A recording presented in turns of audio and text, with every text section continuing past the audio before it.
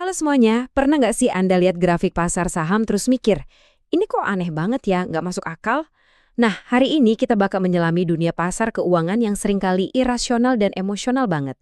Kita akan bongkar siapa musuh terbesar seorang investor yang ternyata adalah pikiran kita sendiri.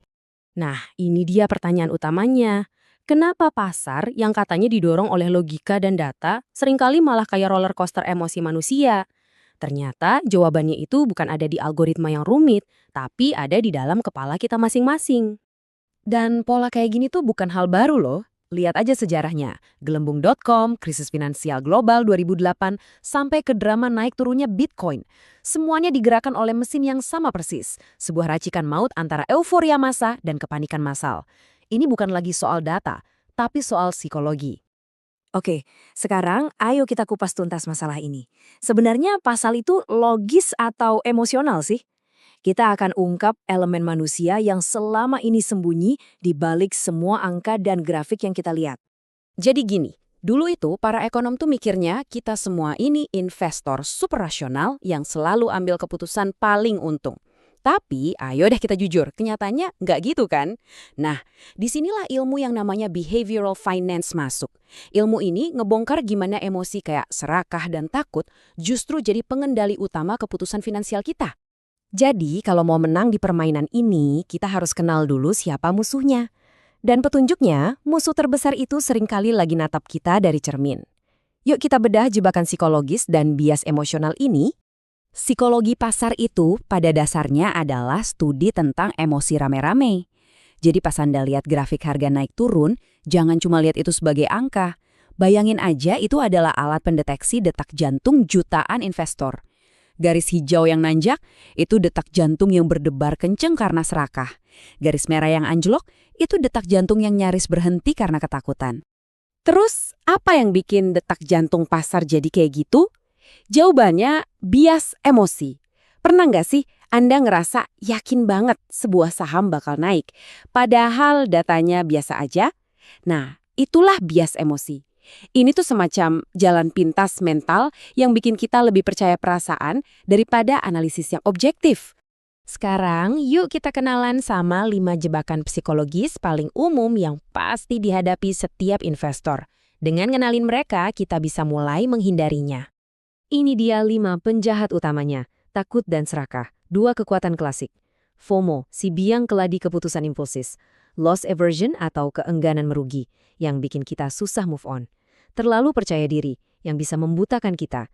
Dan yang terakhir, mentalitas gerombolan, yang bikin kita lebih nyaman, salah bareng-bareng daripada benar sendirian. Ayo kita hadapi satu persatu. Pertama, 2 kutub magnet di pasar, keserakahan dan ketakutan. Keserakahan itu bahan bakar roket yang bisa nembakin harga sampai ke bulan. Sebaliknya, ketakutan itu kayak gravitasi super kuat yang narik semuanya jatuh ke bumi secara brutal. Keduanya adalah 2 sisi dari mata uang emosi yang sama. Selanjutnya, FOMO, alias Fear of Missing Out. Anda pasti tahu kan perasaan ini? Ngelihat harga aset meroket, semua orang ngomongin, terus Anda panik dan ngerasa harus ikut beli di pucuk cuma karena takut ketinggalan kereta cuan. Ini bahaya banget.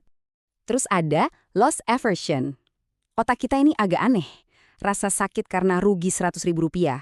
Itu rasanya 2 kali lebih sakit daripada rasa senang untung Rp100.000. Inilah yang bikin kita sering banget tersandara sama investasi yang rugi, berharap keajaiban datang, padahal seharusnya kita udah cut loss dari dulu. Oke, cukup teorinya. Sekarang kita lihat gimana emosi-emosi ini beneran beraksi di dunia nyata lewat 3 studi kasus yang terkenal banget.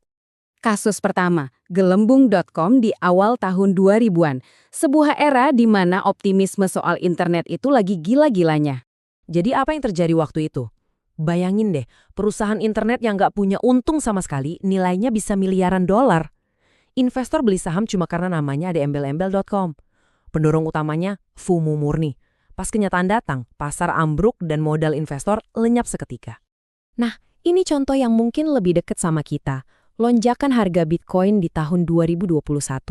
Polanya sama, cuma asetnya aja yang beda. Harga Bitcoin melesat gila-gilaan, hampir nyentuh $69.000. Media heboh, prediksi harga $100.000 ke atas di mana-mana. Hasilnya, investor retail, ya kita-kita ini, langsung berbondong-bondong masuk, didorong euforia dan FOMO tingkat dewa. Dan begitu sentimen berbalik, harganya jatuh bebas, meninggalkan kerugian besar buat mereka yang telat masuk. Oke, kasus terakhir kita pindah ke sisi lain spektrum emosi, ketakutan murni. Kita lihat kepanikan saat krisis finansial 2008. Waktu Lehman Brothers bangkrut, pasar itu bener-bener kayak dilanda tsunami ketakutan. Rasa takut menyebar kayak api. Investor jual semua aset mereka, bahkan yang fundamentalnya bagus, pokoknya jual. Ini bukti nyata betapa destruktifnya mentalitas gerombolan kalau udah didorong oleh rasa takut. Jadi setelah lihat semua masalah ini, solusinya apa dong? Jawabannya ternyata dimulai dari dalam diri kita sendiri, yaitu dengan menguasai pikiran kita. Yuk kita pahami cara kerja otak kita biar jadi investor yang lebih baik. Di kepala kita tuh ada dua sopir.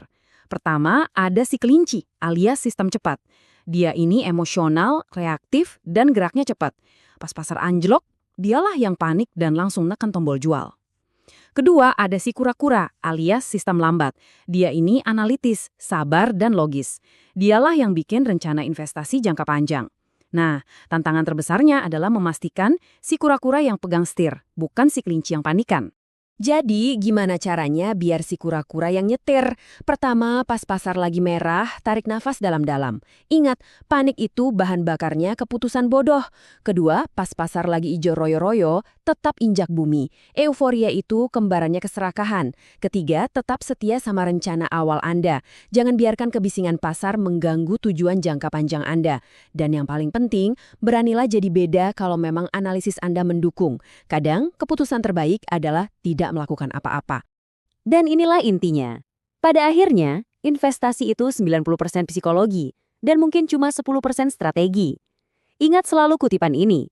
Musuh terbesar seorang investor bukanlah pasar, melainkan dirinya sendiri. Jadi, sebelum kita sibuk menganalisis grafik, mungkin ada baiknya kita analisis diri kita sendiri dulu ya kan?